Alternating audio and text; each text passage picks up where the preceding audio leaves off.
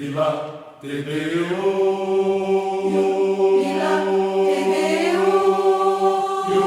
Ila te Deo. Ila te Deo. Jubilate, jubilate, jubilate Deo. Jubilate Deo. Jubilate Deo. Jubilate Deo. Jubilate Deo. Jubilate, jubilate, jubilate Deo.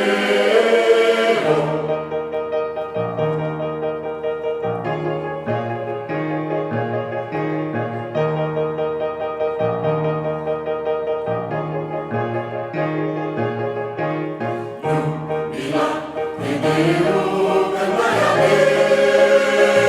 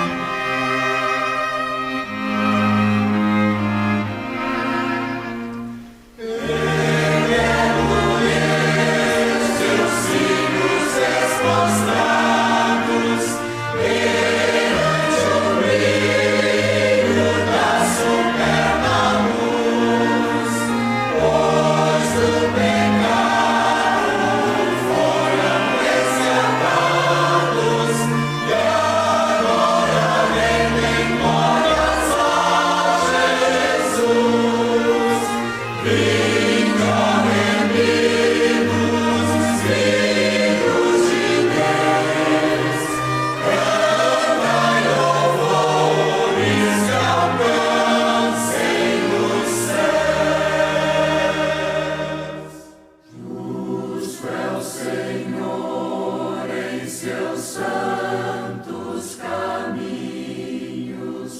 benigno em todas as suas obras, justo é o Senhor em seus santos caminhos, benigno em todas as suas obras.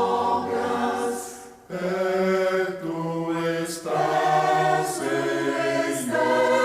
de todos que o invocam, de todos que o invocam em verdade.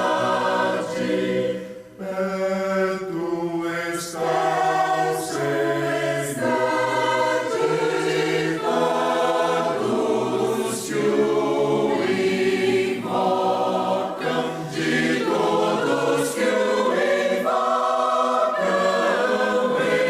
em verdade. Aleluia, aleluia.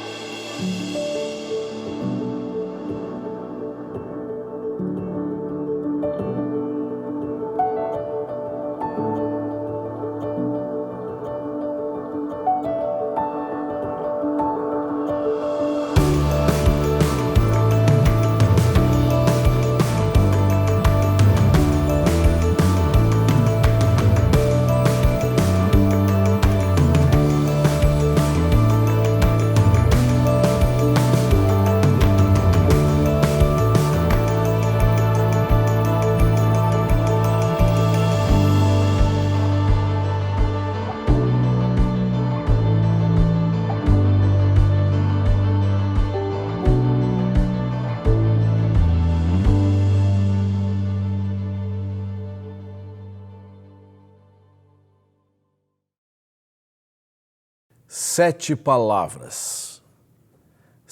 palavras da cruz, 7 palavras que Jesus proferiu quando foi crucificado. Esta é a sexta-feira da paixão. Nossos corações, enternecidos com o episódio acontecido há mais de 2000 anos, nos leva à presença do Senhor para buscar nele o sentido da vida, para oferecermos a Ele a dedicação dos nossos corações.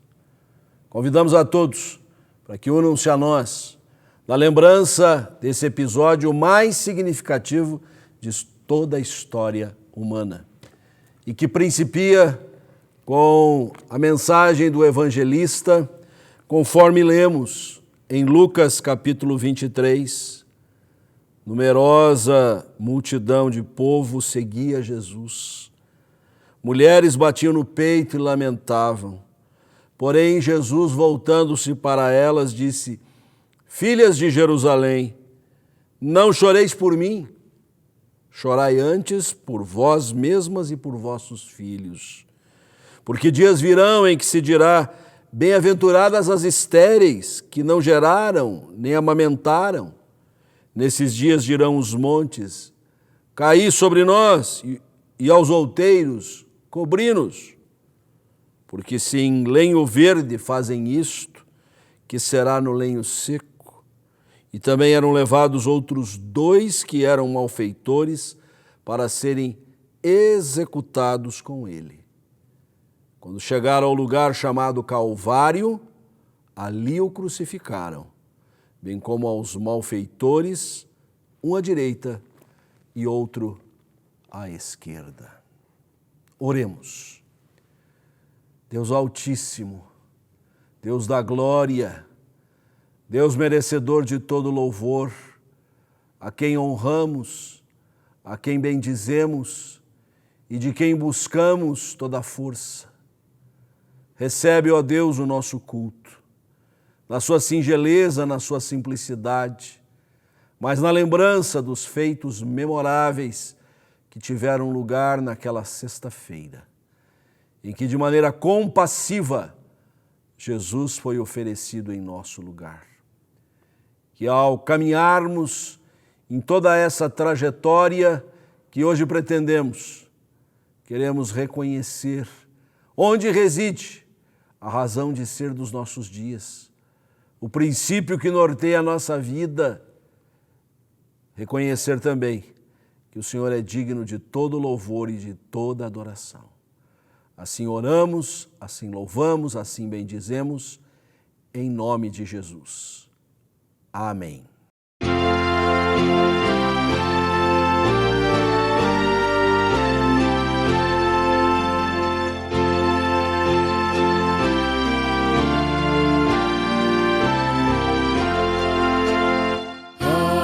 Contemplar a tua cruz e o que sofreste ali, Senhor, sei que não há, ó meu Jesus, um bem maior que o teu amor. Somente me gloriar na tua cruz, meu Salvador,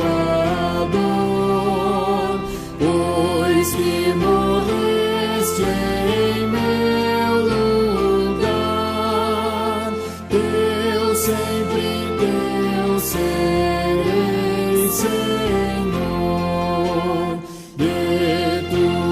Fronte, mãos e pés, e teu ferido coração, teu sangue em dores tão cruéis, deste por minha redenção. Contemplar a tua cruz, o teu sofrer, o teu penar, quão leve sinto, ó meu Jesus, aqui me deste a carregar.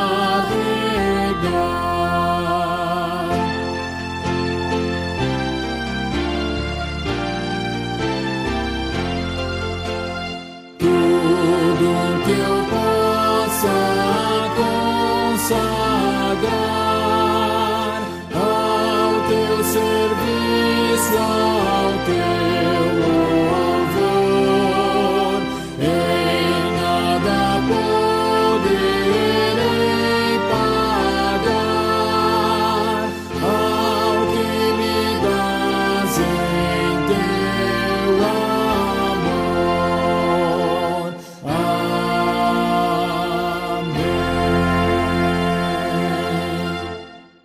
primeira palavra de Jesus na cruz foi a seguinte, em Lucas capítulo 23, versículo 34. Pai, perdoa-lhes porque não sabem o que fazem.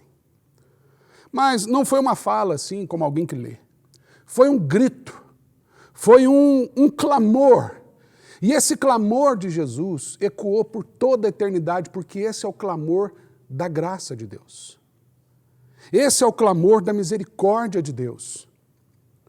Um Deus encarnado que está espancado, sangrando, tendo a sua carne dilacerada, mas que ao se deparar com os seus algozes, ao olhar para aqueles assassinos, o seu grito não foi de vingança, o seu grito não foi por justiça em causa própria, mas o grito de Jesus na cruz do Calvário foi: Pai, perdoa-lhes porque eles não sabem o que fazem.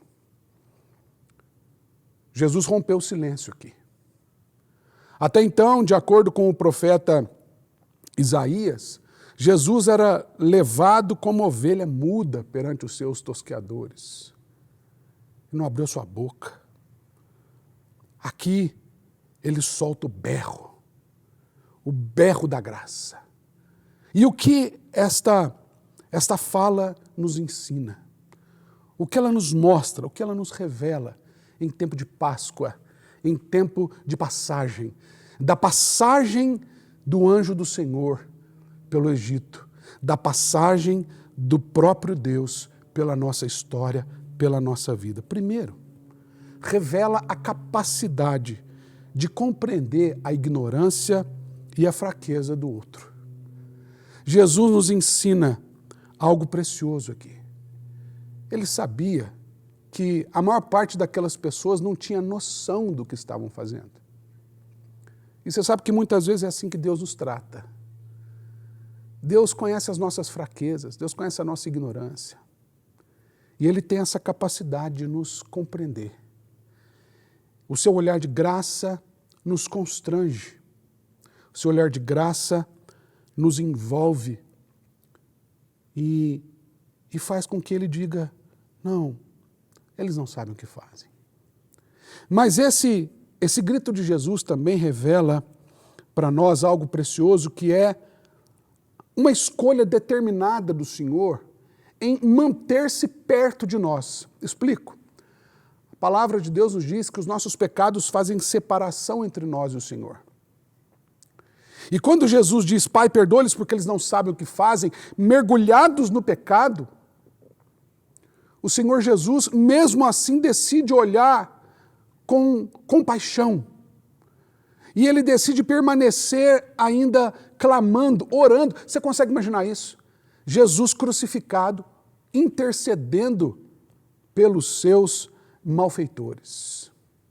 É porque isso revela um Deus que, embora os nossos pecados nos separem, a iniciativa de Jesus Cristo, né, em vir na nossa direção, ela suplanta essa distância e nos aproxima de Deus. Em terceiro lugar, esse clamor de Jesus revela um olhar novo para os pecadores. Imediatamente, após clamar em alta voz, o Senhor Jesus inaugura um olhar de compaixão e de possibilidade de redenção. Se eu fosse parente de Jesus, como tantos que estavam ali, olhando o que estavam fazendo com Jesus, ao ouvir um grito desse, eu ficaria indignado. Eu sairia em justiça própria, eu sairia na mão. É um absurdo, mas Deus nos olha de forma diferente. Deus nos olha como pecadores e por conta disso nos olha como filhos. E por conta disso derrama graça e misericórdia na nossa vida. Esse é o primeiro clamor, a primeira palavra. Que você possa ouvir isso no seu coração hoje, o Senhor dizendo em seu favor: Pai, perdoa-lhe, porque não sabe o que faz. E que sejamos todos alvo da graça de Deus. Em nome de Jesus. Amém. Segunda palavra de Jesus na cruz. em verdade vos digo que hoje estarás comigo no paraíso. Para conseguirmos entender essas palavras de Jesus, especificamente essa de Lucas, capítulo 23, versículo 43, nós precisamos entender que nós estamos diante de um Deus atemporal, que nós estamos presos no tempo, no cronos, mas Deus ele está livre disso, ele está plenamente, ele não está preso nesse tempo.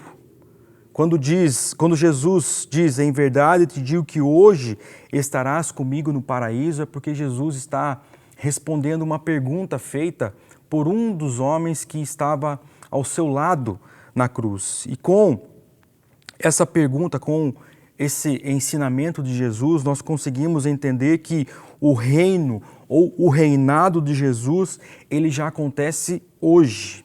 É algo que já acontece desde a sua vinda. Como? Através dos ensinamentos, através das curas, através dos milagres realizados por Jesus. Nós precisamos entender que nós não estamos diante de um reino que virá. Nós estamos esperando a concretização de um reino que já veio através de Jesus. Então, para conseguirmos entender isso, nós precisamos olhar o contexto. O contexto é que Jesus está sendo crucificado e ao seu lado estão dois malfeitores, dois ladrões. E para a época, esse tipo de morte, a morte de cruz, era a pior de todas as mortes. Era uma condenação que ia além de pagar pelos crimes cometidos. Era uma condenação que servia, por exemplo, para que aqueles outros não fizessem o que aquelas pessoas haviam praticado. Então, Jesus está ali na companhia de duas pessoas que eram consideradas, quem sabe, as piores ali da sociedade. E para piorar a situação, as autoridades que estavam assistindo tudo aquilo, estavam zombando de Jesus, dizendo, você não é o Cristo de Deus, desce daí, salva a sua vida, salvou a tantos, por que não se salva? E ao ouvir aquilo, um dos ladrões também se aproveita e fala, é verdade, se salva, ou melhor, tira a gente daqui. Mas uma frase completamente errônea, porque aquele homem estava interessado apenas em livrar a sua própria pele. Ele não estava reconhecendo que ele estava diante do próprio Deus encarnado. Ele queria apenas, entendendo apenas como uma possibilidade de não pagar pelo que havia cometido. Porém, do outro lado do cenário, do outro lado da cruz, Jesus, o outro malfeitor diz a Jesus, mesmo estando nós dois aqui, levando a mesma sentença que Deus, você não é capaz de levar Deus a sério? Repreende aquele homem que estava ao lado de Jesus. Nós estamos aqui porque merecemos, mas ele não. Jesus é inocente, Jesus está aqui injustamente. E aquele homem então faz um pedido a Jesus. Ele diz, Jesus, lembra-te de mim no paraíso. Um pedido que deixa até os discípulos, até os seguidores de Jesus, até aqueles homens que caminharam com Jesus envergonhados. Porque aqueles homens eles estavam pensando que aquilo ali era o fim. Aqueles homens, diante daquela crucificação, achavam que o reinado de Jesus havia acabado, que estava tudo acabado. Homens que acreditavam que o reino de Jesus pertencia a esse mundo. Homens que não tinham a noção de que Cristo ressuscitaria para reinar em glória, que Jesus venceria a morte. E aqui nós vemos então um pedido de um homem sendo feito a algo futuro. Lembra-te de mim, Jesus, lembra-te de mim no paraíso. Porém, diante desse pedido vem a fala de Jesus no presente, quando ele diz, hoje mesmo estarás comigo no paraíso, porque o rei já reina. Não é algo para o futuro, não é algo para ser contemplado apenas para frente, mas é algo que nós podemos completar já, hoje. E o mais incrível de tudo isso é que essa atemporalidade do reino de Deus é algo que nós podemos entender que o reino de Deus, ele está acessível a pessoas que, quem sabe, para a nossa ótica, não merecem estar lá. Por quê? Porque é algo que não é por mérito, não é por merecimento, mas é através da graça de Deus. É através da graça e do cuidado do Senhor para com os seus. Isso foi o suficiente para aquele homem crer no Senhor e entender que ele precisava se render aos pés da cruz, porque o reino de Deus é um reino de graça, é um reino que pertence a pessoas que entendem que são pecadores, que são fracas, frágeis, mas reconhecem a grandeza do Deus ao qual elas servem.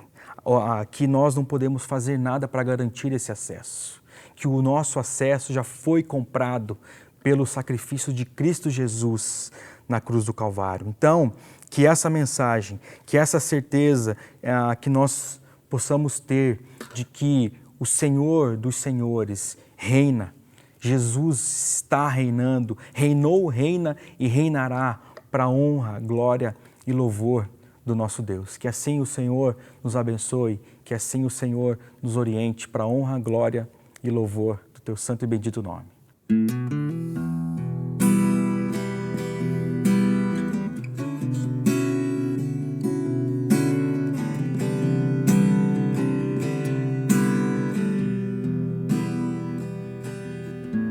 Sei que foi pago um alto preço para que contigo eu fosse um meu irmão.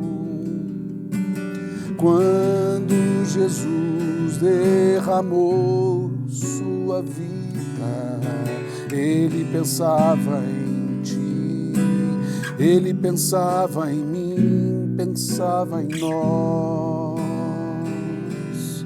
Eu sei que foi pago um alto preço para que contigo eu fosse um meu irmão. Quando Jesus derramou sua vida, ele pensava em ti, ele pensava em mim, pensava em nós e nos via redimidos por seu sangue, lutando o bom combate do Senhor, lado a lado trabalhando, sua igreja edificando e rompendo as barreiras pelo amor. E na força do Espírito Santo nós proclamamos aqui que pagaremos o preço de sermos um só coração no Senhor. E por mais que as trevas militem e nos tentem separar, com nossos olhos em Cristo, unidos iremos andar. E na força do Espírito Santo, nós proclamamos aqui que pagaremos o preço de sermos um só coração no Senhor. E por mais que as trevas militem e nos tentem separar, com nossos olhos em Cristo, unidos iremos andar. Unidos iremos andar. Unidos iremos andar. Evangelho de João, capítulo 19, 26 e 27 diz assim: Vendo Jesus sua mãe e junto a ela o discípulo amado, disse: Mulher, eis aí teu filho. Depois disse ao discípulo: Eis aí tua mãe. Dessa hora em diante, o discípulo a tomou para casa. Queridos, estamos diante da terceira fala de Jesus na cruz. E João é o único evangelista que descreve Maria presente nessa ocasião, bem como é o único discípulo também que está presente nesse momento em que o Senhor está agonizante na cruz, porém sem poder fortalecer ou consolar o Cristo que ali padece. Da mesma forma, vemos Maria não expressar nenhum choro desesperado e nem tampouco uma palavra de consolo e ajuda ao Cristo. A verdade é, queridos, que Jesus bebe do cálice do Pai sozinho, sem a ajuda de ninguém, sem a ajuda nem mesmo daqueles mais próximos dele. No entanto, mesmo nas dores e angústias da morte de cruz, Jesus permanece interiormente livre para as pessoas que estão diante dele, age misericordiosamente e traz consolo. A Bíblia nos conta que nos dias do seu nascimento, depois dos dias da purificação, José e Maria levaram Jesus para ser apresentado no templo. E Simeão, naquela ocasião, profetiza que aquele menino estava destinado tanto para a ruína de muitos como para o levantamento de muitos de Israel, e que a alma de Maria seria traspassada por uma espada. Nós vemos aqui nesse dia a concretização dessa profecia. Maria está junto à cruz, vendo o indescritível sofrimento do seu filho. Maria vê aquela testa de Jesus que talvez por algumas vezes beijou quando era criança, agora perfurada, ensanguentada pela cruz de espinhos. Vê também as mãos de Jesus que talvez um dia tão pequenas no seu colo, agora estão perfuradas, pregadas no madeiro. Mas apesar disso, queridos, dessa dor de Maria, nós não vemos Jesus a chamando de mãe nesse momento.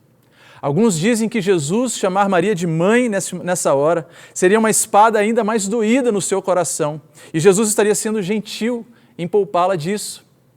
Mas eu entendo que mais do que isso, Jesus está mantendo a distância que separa o Santo de Deus, o Messias, o Deus homem, da mulher que deu luz a ele como ser humano.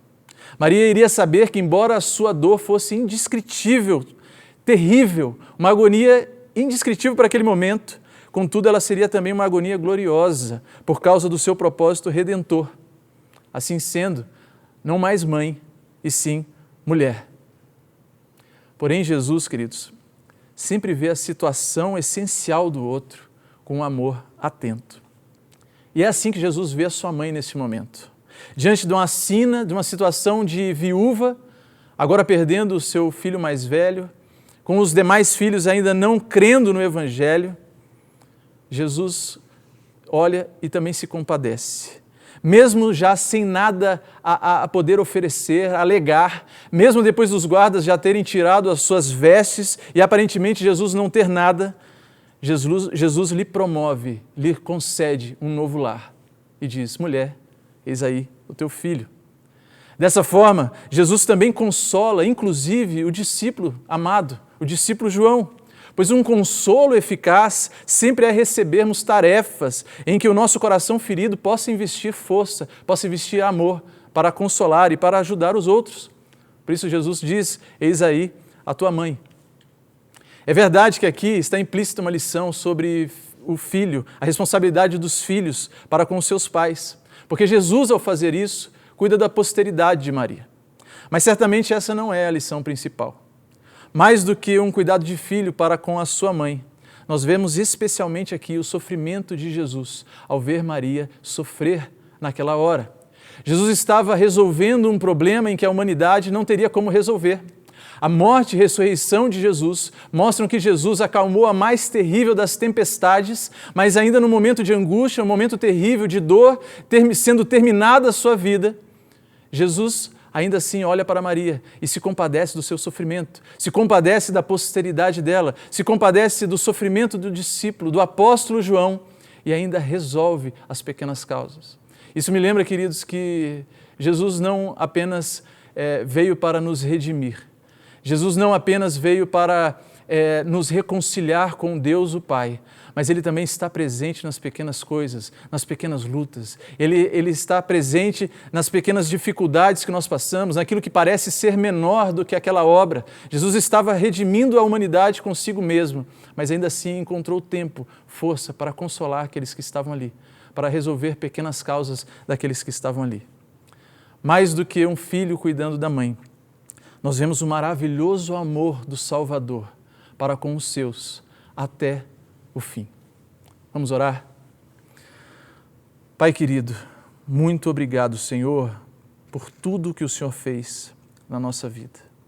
Obrigado, Deus, porque o Senhor resolveu aquilo que nós não teríamos condições de resolver. Porque ainda que o nosso pecado faça separação do Senhor, o Senhor veio para os seus e o Senhor nos traz consolo. O Senhor nos traz a paz redentora com Deus o Pai através da sua morte e ressurreição, e nós somos gratos por isso. Assim como Paulo, nós podemos dizer que o nosso amor, o seu amor por nós nos constrange a termos uma vida com o Senhor, a entregarmos a nossa vida para o Senhor, a vivermos de acordo com a Tua palavra. E por isso clamamos para que o Senhor faça isso em nós. Mas mais do que isso, Deus, nós vemos aqui, nas Tuas palavras, que o Teu Filho, mesmo ensanguentado, sendo terminado naquela cruz, ainda encontra forças para agir misericordiamente, para consolar. Ainda que Ele estivesse já consolando, ainda que Ele estivesse já sendo misericordioso de uma forma abrangente que ninguém poderia ser, Ele consola aquela viúva, aquela mãe, Ele consola aquele discípulo, Ele encontra forças para resolver problemas ainda, assim como faz até hoje, nos dias de hoje, Pai. Nós cremos que o Senhor cuida de nós, nas nossas orações, naquilo que nós enfrentamos, nas dificuldades do dia a dia. Por isso, continua, Deus, a lavar-nos com o Teu sangue. Continua, Deus, a clarificar o nosso caminho e o nosso entendimento, para que nós possamos dar glórias ao Senhor em todo o tempo. É isso que nós oramos e agradecemos no nome de Jesus. Amém. Deus meu, por que me desamparastes? Essa expressão de Jesus está registrada no Evangelho de Mateus, capítulo 27, versículo 46, em que Jesus cita o começo do Salmo de Davi, um salmo messiânico de número 22, onde ele se identifica como o servo sofredor. No caso de Jesus, isso significava muito mais. Quando Jesus coloca que sentiu desamparo, ele sentiu, na verdade, o abandono completo, algo que ele nunca tinha experimentado até então. Jesus desfrutava desde a eternidade da comunhão com o Pai, mas assumiu a nossa humanidade. Enfim, os nossos pecados estavam sobre ele e ele então estava sentindo essa separação com o Pai. Ah, se não fosse Jesus, éramos nós que estaríamos naquela cruz. Éramos nós que estávamos condenados à morte eterna. Ah, se não fosse Jesus. E o que essas palavras de Jesus dizem para mim e para você? Deus meu, por que me desamparaste? Como que nós temos encarado o nosso pecado? Somos falhos, cometemos pecado, mas temos paz com isso? Será que não precisamos ser mais atentos, mais diligentes, mais responsáveis no nosso viver? Deus meu, por que me desamparaste? Também nos chama a uma gratidão eterna para com Deus. O sacrifício de Jesus foi cabal, pleno, total. Nós temos perdão dos nossos pecados e devemos isso ao Cordeiro de Deus que tira o pecado do mundo. Deus seja glorificado para todo sempre. Amém.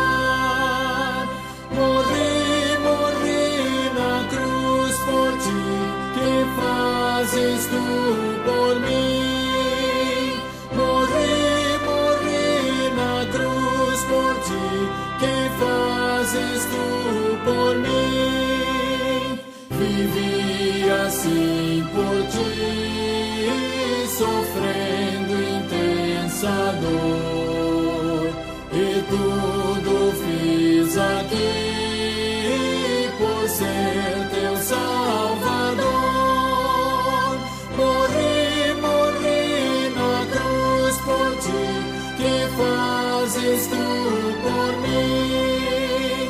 Morri na cruz por ti. Que fazes tu por mim? Sofri na cruz por ti, a fim de te salvar. A vida consegui, agora tá vou dar.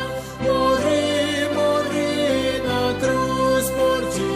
Que fazes tu por mim? Morri na cruz por ti.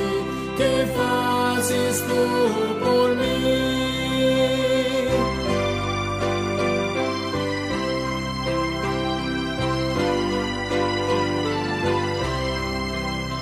Eu trouxe a salvação dos altos céus, favor. É livre o meu perdão, é grande o meu amor.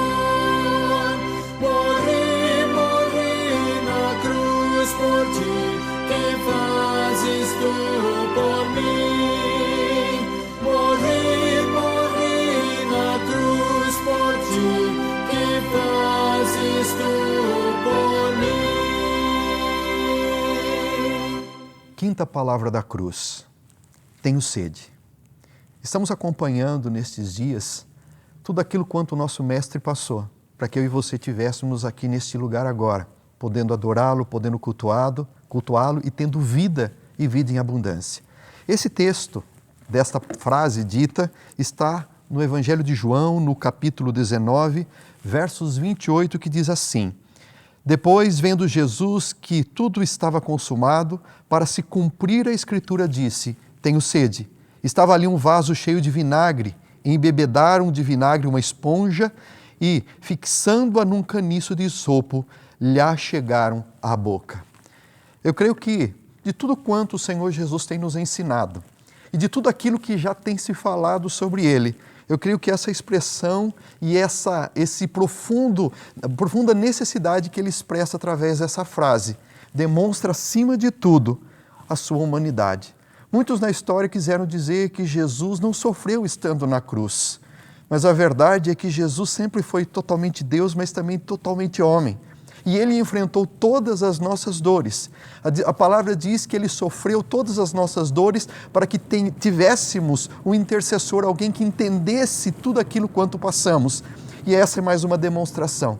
Jesus Cristo, naquele momento da cruz, ele vai dizer: tenho sede, porque ele era homem, ele era alguém que tinha necessidades, e isso é uma expressão. Além disso, essa frase que Jesus coloca é uma demonstração do seu extremo, intenso sofrimento que ele estava passando.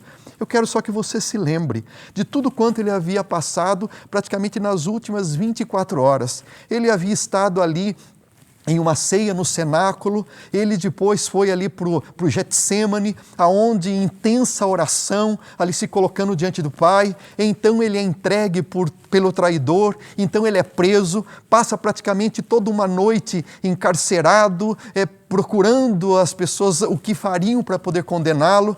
Nesse meio tempo, já pela manhã, ao ser muitas vezes condenado por alguns e enviado para outros, ele é açoitado. Depois de açoitado não apenas uma vez, mas ele é colocado numa via crucis e ele vai subindo com a cruz e ele nem consegue, o seu corpo já não consegue mais nem responder a tudo isso e precisam auxiliá-lo.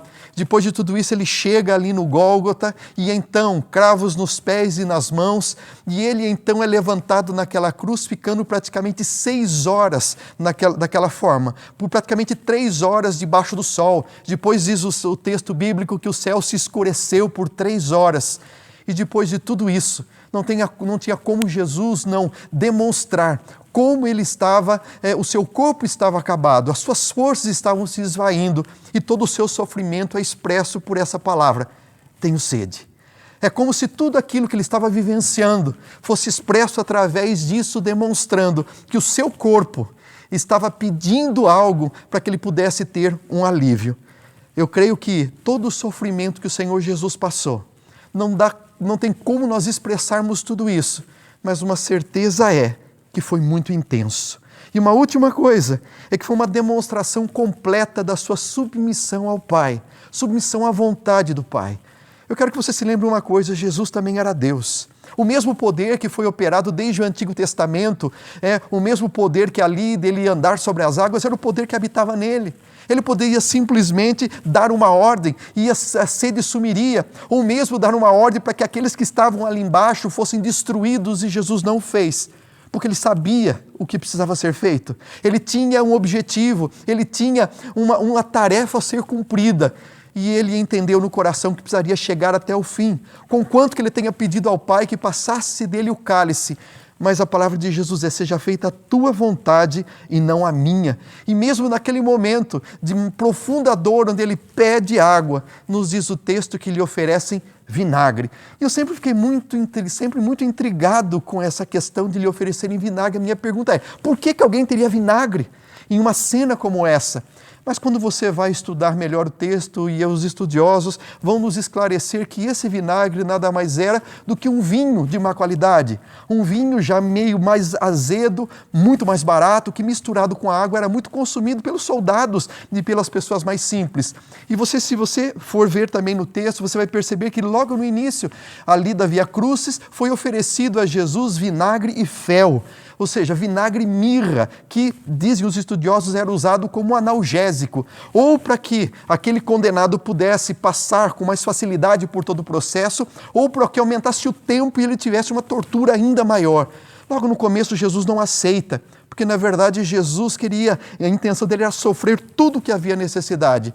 E é por isso que, quando agora ele aceita aquilo nos seus lábios, é simplesmente para que ele tivesse possibilidade de terminar tudo o que ele havia feito. Quero que você só pense nisso. O Senhor Jesus passou por tudo, sendo humilde.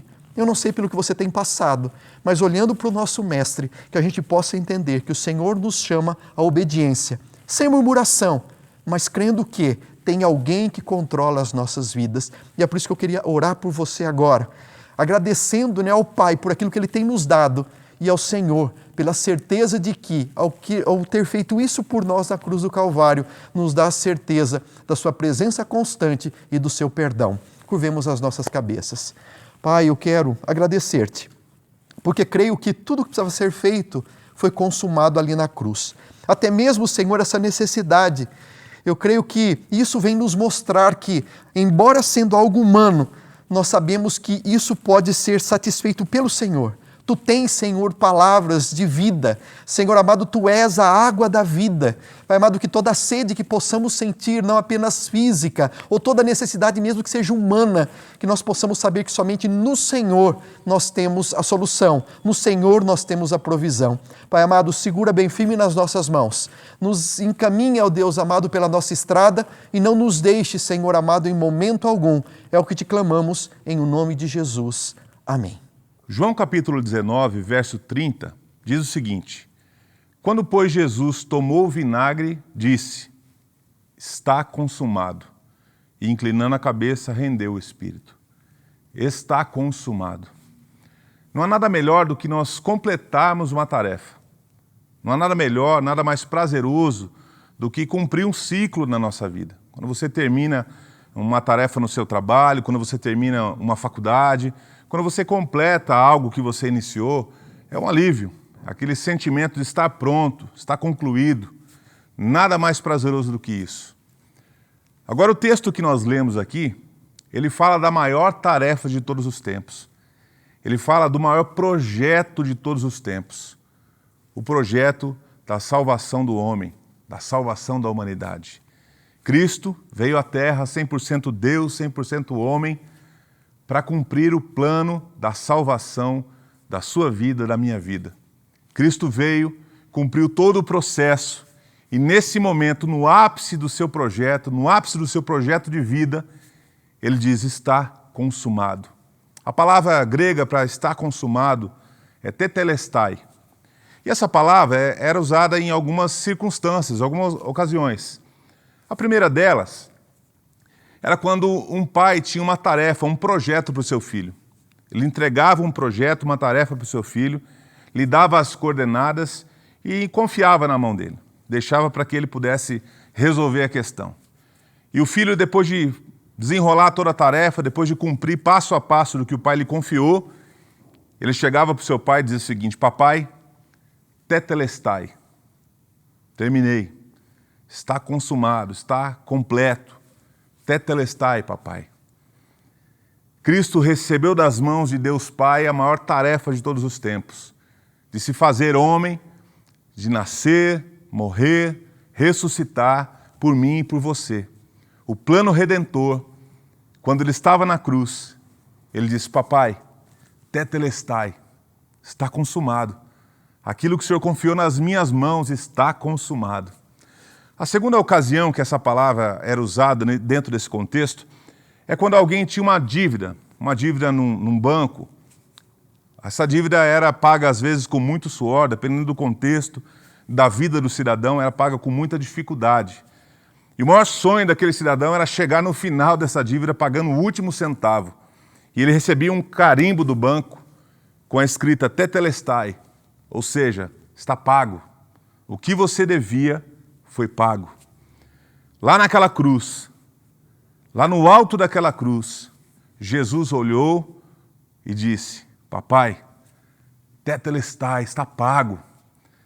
Uma dívida impagável que eu e você tínhamos por causa do nosso pecado foi paga naquela cruz. Quando Cristo morreu, quando Cristo se colocou naquele lugar, ele pagou uma dívida altíssima, centavo por centavo. E hoje, por causa desse momento, desse episódio, ele pode dizer para a gente: está consumado. Ele pode dizer para o Deus Pai: tetelestai. E a terceira ocasião que era usada essa palavra era quando alguém queria comprar um terreno, quando alguém queria adquirir um terreno. Então, depois do plano de pagamento, depois de todo o processo natural das coisas, ao terminar o pagamento, fosse ele à vista ou fosse ele parcelado, no final essa pessoa recebia um documento com a escrita tetelestai. Tetelestai. Esse documento é seu. Esse terreno é seu. É de sua propriedade. E lá na cruz do Calvário, Cristo possibilitou a eternidade com Deus Pai. Novo céu e nova terra. A possibilidade da eternidade com Deus Pai é porque Cristo, o Deus Filho, subiu naquela cruz e disse: papai, tetelestai, está pago. Ele pagou a sua dívida, ele cumpriu o projeto de Deus Pai e ele possibilitou a eternidade. Está consumado é muito mais do que uma plena palavra, do que uma palavra dita na cruz. Mas tetelestai significa que eu e você fomos justificados. Cristo pagou um alto preço pela nossa vida e nos deu a possibilidade da eternidade com Ele. Tetelestai, está consumado.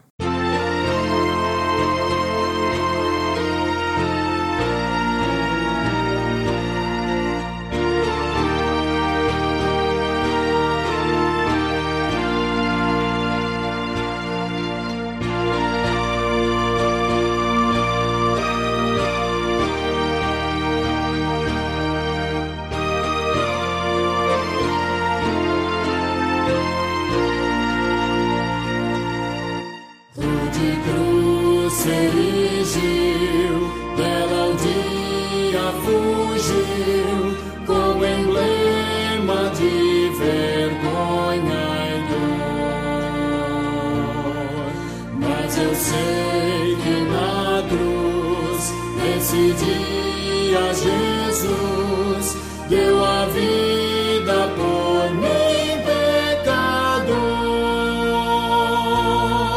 Sim, eu amo a mensagem da cruz. Seu triunfo, meu gozo será. Pois um dia em lugar de uma cruz, a coroa Jesus me dará. Desde a glória dos céus, o Cordeiro de Deus ao Calvário humilhante baixou. Nessa cruz para mim há mistério sem fim, porque nela Jesus me salvou. Sim, eu amo a mensagem da cruz, seu triunfo meu gozo será, pois um dia em lugar de uma cruz a coroa Jesus me dará.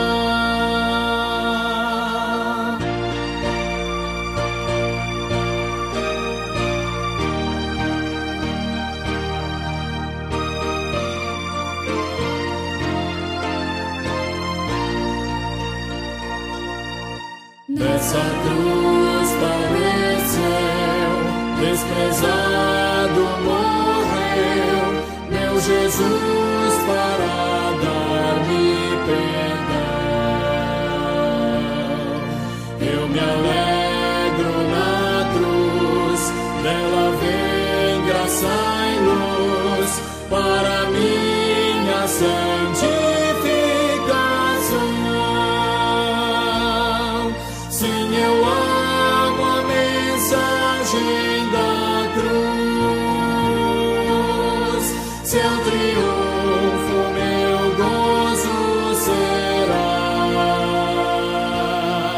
pois um dia em lugar de uma cruz a coroa Jesus me dará.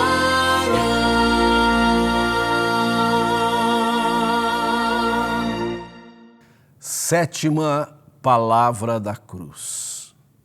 Nas tuas mãos entrego o meu espírito, disse Jesus. O apóstolo Paulo, escrevendo a sua epístola aos Romanos, no capítulo 12, assim nos conclama: rogo-vos, pois, irmãos, pelas misericórdias de Deus, que apresenteis o vosso corpo num sacrifício vivo, santo e agradável a Deus, que é o vosso culto racional.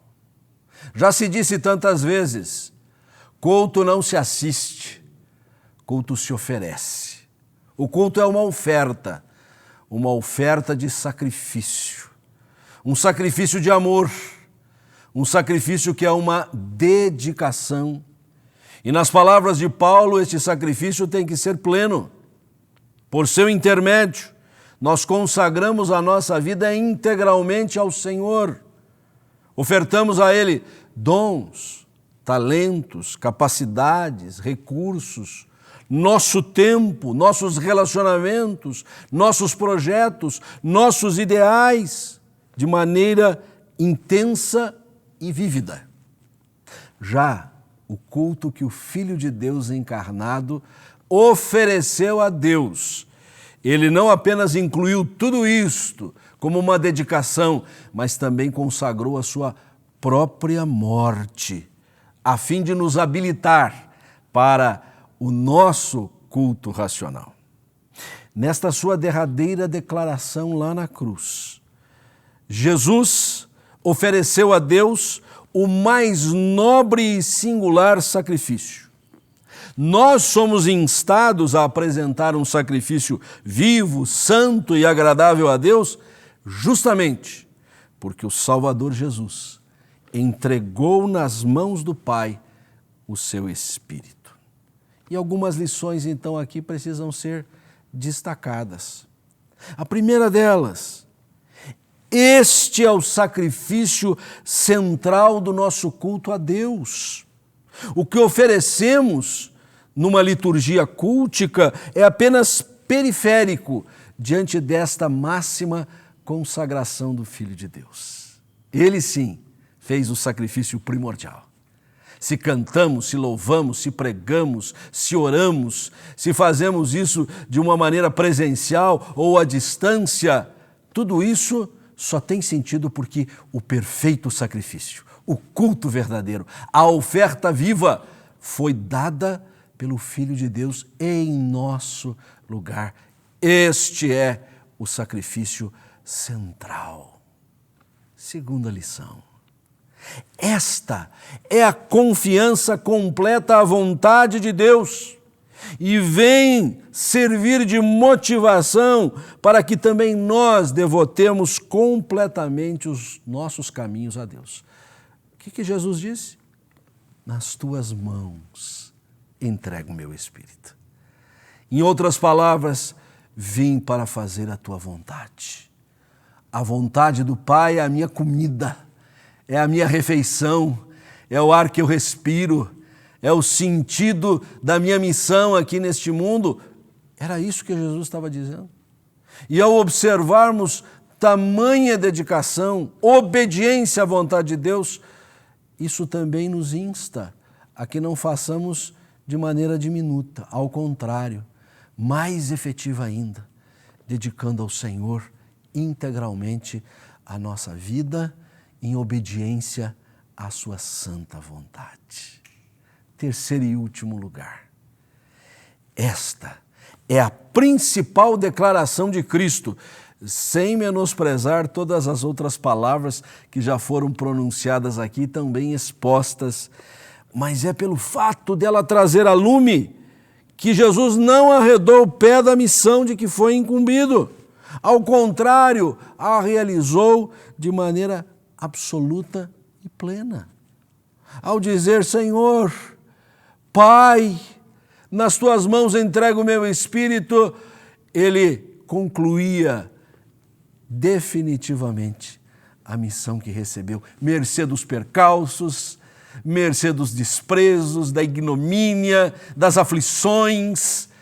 Ele foi até o fim e assim cumpriu cabalmente a sua missão, no que nós também devemos nos modelar.